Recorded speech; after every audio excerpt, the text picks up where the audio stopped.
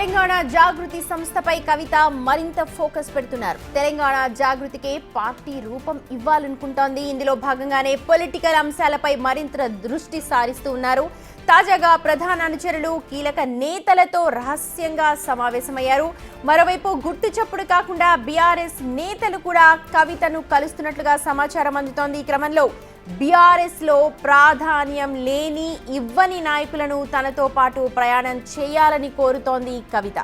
అదేవిధంగా ఉద్యమకారులను సైతం కలిసే అవకాశం కనిపిస్తోంది. కాగా నిన్న జాగృతి సోషల్ మీడియా వారియర్లతో సమావేశమయ్యారు కవిత. పలు అంశాలపై వారికి దిశానిర్దేశం చేశారు. ఇక మరి కాసేపట్లోనే మండలి చైర్మన్ గుత్తా సుఖేందర్ రెడ్డిని కవిత కలిసే అవకాశం కనిపిస్తోంది.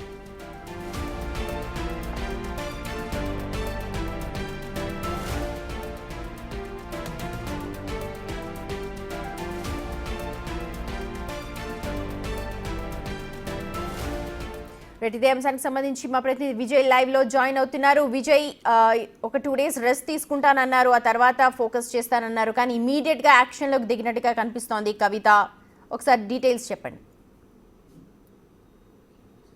సుమతి, అయితే తన రాజీనామా అనంతరం ఒక 2 రోజులు నేను ఇంట్లోనే ఉంటాను, తర్వాత అంటే తన కొడుకు పుట్టినరోజు కూడా ఉంది కాబట్టి పుట్టినరోజు తర్వాత ఇవన్నీ మళ్ళీ పార్టీ కార్యక్రమాలు అంటే జాగృతికి సంబంధించినటువంటి సంస్థ కార్యక్రమాలు మళ్ళీ మొదలు పెడతానంటూ కూడా చెప్పినటువంటి విషయం మనందరికీ తెలిస్తే, అయితే ఈలోగానే జాగృతి భవన్ వద్ద అయితే ఉన్నాం మనం చూడొచ్చు. జాగృతి భవన్కు సంబంధించి అన్ని రకాలుగా అన్ని యాంగిల్స్లో ఫొటోస్ అలాగే వీడియోస్, లోపల ఉన్నటువంటి కేసీఆర్ ఫొటోస్ కావచ్చు, ఇతర ప్రొఫెసర్కి సంబంధించినటువంటి జయశంకర్ ఫొటోస్ కావచ్చు, ఇతర అందరికీ సంబంధించినటువంటి కవిత ఫొటోస్ కావచ్చు, ఆ ఫొటోస్ని తన పర్సనల్ ఫోటోగ్రాఫర్స్ ద్వారా కూడా తీస్తూ సోషల్ మీడియా వారియర్లతోని సిద్ధంగా ఉండాలి అంటూ కూడా చెప్తున్నటువంటి పరిస్థితి కనిపించింది. నిన్న కొంతమంది జాగృతి ముఖ్య నాయకులు అలాగే సోషల్ మీడియా వారియర్స్ ఎవరైతే జాగృతికి యాక్టివ్గా పనిచేసేటువంటి సోషల్ మీడియా హ్యాండిల్స్ ఉన్నాయో ఆ 4-5గురితో కూడా ముఖ్యంగా భేటీ అయినటువంటి పరిస్థితి కూడా ఉంది కవిత. నిన్న భేటీ అయ్యారు. అనంతరం ఇవాళ వెంటనే ఆ సోషల్ మీడియా టీంలు అయితే రంగంలోకి దిగాయి. ఇప్పటికే భవన్కి సంబంధించి అంటే దీన్ని ఎలా హైప్ చేయాలి, ఇంకా ప్రజల్లోకి ఎలా తీసుకువెళ్ళాలి, ముఖ్యంగా జాగృతి తరపున చేసేటువంటి కార్యక్రమాలు ఏవైతే ఉన్నాయో వాటన్నిటిని కూడా చేస్తూనే ఇంకా ప్రజల్లోకి లోతుగా తీసుకెళ్లేటువంటి కార్యక్రమం అయితే చేస్తూ ఉన్నారనే చెప్పాలి. ముఖ్యంగా రేపు కవితకు సంబంధించినటువంటి ఆవిడ పెద్ద కుమారుడి బర్త్డే ఉండడంతో ఆ జన్మదిన శుభాకాంక్షలకు సంబంధించి బలప్రయోగం కూడా అంటే ఎంతమంది తన వెంట ఉన్నారనేది అటు బీఆర్ఎస్ పార్టీకి ఇటు ప్రజలకు కూడా చూపించుకునేందుకు కొన్ని ప్రయత్నాలు జరుగుతున్నాయంటూ కూడా కొంత సమాచారం అయితే కవితకు సంబంధించిన రాజీనామాని ఇక్కడ లెటర్ రాసినప్పటి నుంచి కూడా ఈ రచ్చ కొనసాగుతోంది. అయితే ఆ లెటర్ లో కొన్ని ప్రస్తావించారు, ఉద్యమకారుల్ని పక్కన పెట్టారు, ఇలాంటివన్నీ కూడా. ఇప్పుడు ఆవిడ చేస్తున్నది ఆ ఉద్యమకారులందరినీ కూడా కలుపుకుంటూ ఉన్నారు. ఎవరికైతే బీఆర్ఎస్ కావచ్చు టీఆర్ఎస్ పార్టీలో ఎక్కువ ప్రాధాన్యత ఇవ్వలేదో, లేకపోతే వాళ్ళ ఉనికి అక్కడ కాపాడుకోవడం కష్టమైంది, వాళ్ళందరినీ కూడా ఇప్పుడు ఆవిడ హక్కున చేర్చుకుంటున్నట్టుగా మనకు ఇంటర్నల్ గా వినిపిస్తోంది. వాళ్ళతో రహస్యంగా సమావేశం అవుతున్నట్టు కూడా తెలుస్తోంది.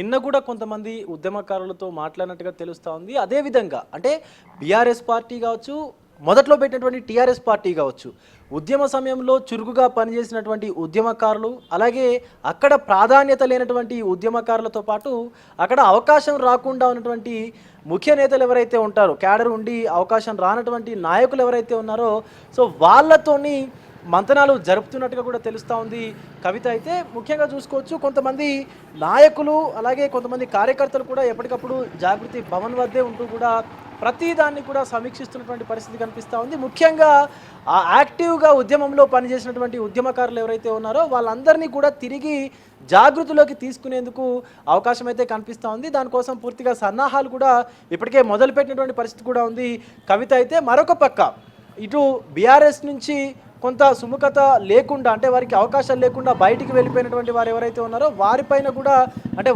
వారితో కూడా మంత్రాలు జరిపేటువంటి అవకాశం అయితే కనిపిస్తుంది. ఎందుకంటే ప్రధానమైనటువంటి లీడర్స్ కవిత తప్ప ప్రధానమైనటువంటి లీడర్స్ ఎవరు చెప్పుకోదగ్గ లీడర్స్ లేరు అంటూ కూడా కొంతమంది అటు బీఆర్ఎస్కు సంబంధించిన నాయకులు మాట్లాడుతూ ఉన్నారు, మనం అంతా చూస్తూ ఉన్నాం.